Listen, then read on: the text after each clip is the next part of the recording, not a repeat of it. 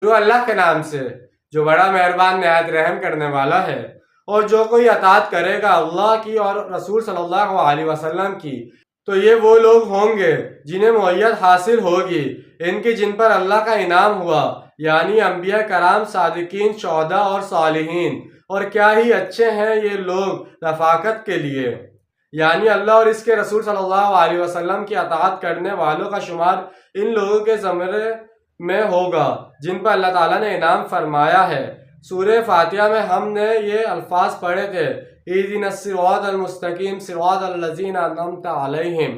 زیر مطالعہ انعمت علیہم کی تفسیر ہے۔ ان مراتب کو ذرا سمجھ لیجئے۔ سارے مسلمان گویا بیس لائن پر ہے۔ وہ ایک نیک نیت مسلمان ہے جس کے دل میں خلوص کے ساتھ ایمان ہے، وہ اللہ اور اس کے رسول کے احکام پر عمل کر رہا ہے، محرمات سے بچا ہوا ہے، وہ اس سے